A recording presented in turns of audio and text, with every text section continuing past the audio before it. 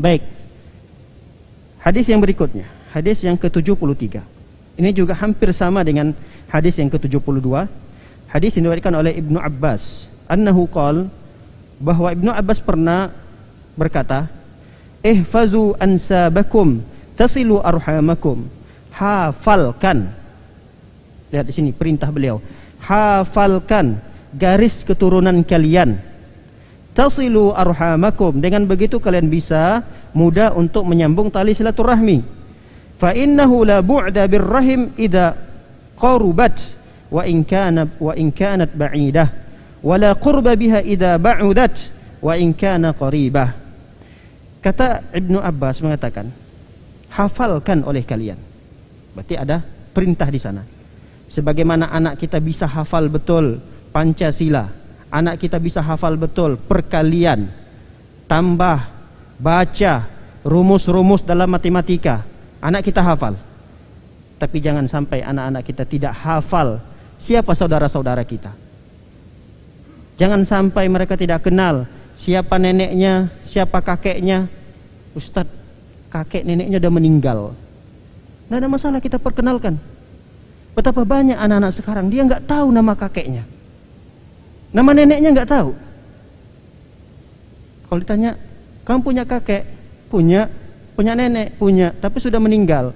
Tahu namanya? Enggak. Taunya cuma kakek aja. Taunya cuma nenek saja. Dia nggak hafal. Makanya kita, jangankan kita ya, jangankan anak kita yang masih kecil-kecil atau yang udah SMP, SMA, kita saja kadang karena kita tidak peduli, tidak perhatian terhadap asar dari para sahabat ini, kita sendiri kadang nggak tahu kakek kita yang kedua itu siapa namanya.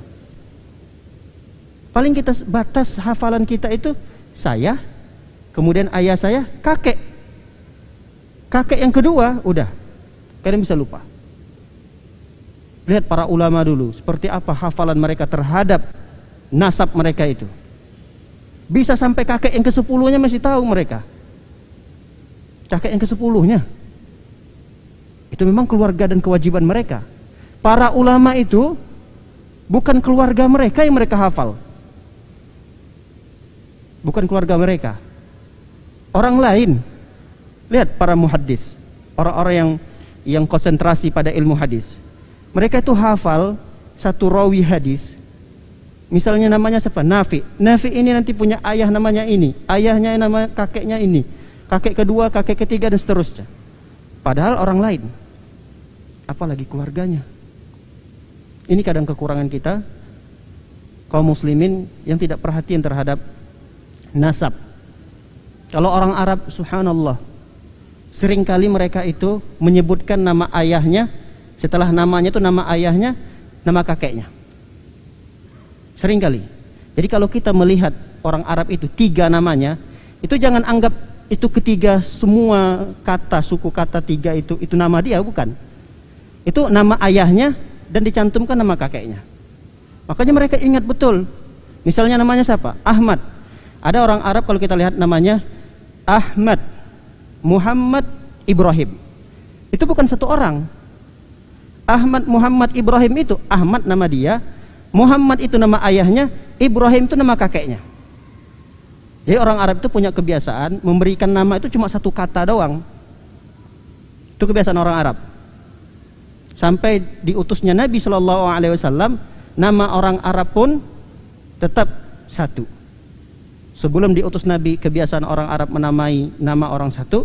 Setelah Nabi diutus pun tetap Nabi SAW menamai anaknya, cucunya. Itu cuma satu kata doang. Jadi kalau kita mendapati nama mereka itu ada 3 kata, 4 kata, itu satu kata nama dia, ayahnya, kakeknya dan kakeknya seterusnya. Kalau kita kan nama satu orang, tapi untuk 3 nama diborong, 4 nama. Muhammad, Syafi'i, kemudian Ghazali. Muhammad, Syafi'i, Ghazali. Ini nama satu orang. Nah harusnya dia jangan, supaya dia tidak lupa dengan nama ayahnya, dia cantumkan nama ayahnya di sana. Namanya cukup Muhammad, udah Muhammad. Nanti ada nama kedua nama ayahnya, nama ketiga nama kakeknya. Supaya kalau ditanya, siapa nama kakeknya? Dia langsung ingat. Karena dia sudah hafal di luar kepalanya. Baik para hadirin dan hadirat melakukan oleh Allah Subhanahu wa taala. Ibnu Abbas mengatakan di sini, ihfazu ansabakum, hafalkan. Ini beliau tegas sekali ya memerintahkan. Tegas sekali beliau mengucapkan, ihfazu, hafalkan. Kalau kita hafal Al-Fatihah, kita hafal yang lainnya, ini juga diperintahkan, hafalkan nasab-nasab keturunan kalian. Tasilu arhamakum, yang kalian bersilaturahmi dengannya. Ya kalau kita tidak bisa hafal banyak, seringkali lupa kita dengan nama-nama kalau terlalu tinggi, terlalu jauh kita menghafalnya. Minimal yang kita wajib silaturahmi. Siapa mereka-mereka yang wajib kita silaturahmi? Ayah kita, kakek kita, paman kita, bibi kita. Ini orang-orang yang wajib kita silaturahmi. Anak kita, cucu kita. Ini adalah orang-orang yang wajib kita sambung tali silaturahmi dengannya. Minimal itu yang kita hafal. Jangan sampai kita nggak kenal dengan bibi kita. Padahal dia itu adalah adik ayah kita. Kita punya ayah. Nah ayah kita ini punya adik perempuan yang kita udah puluhan tahun memang tidak pernah ketemu.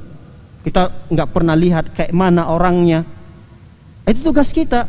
Kalaupun kita tidak bisa bersilaturahmi langsung bertatap muka, minimal kita cari informasi, minta nomor teleponnya, tanyakan di mana keberadaannya sekarang, telepon dia, cari kabar tentang dia, di mana sekarang dia, berapa jumlah keluarganya, apa yang dia lakukan sekarang.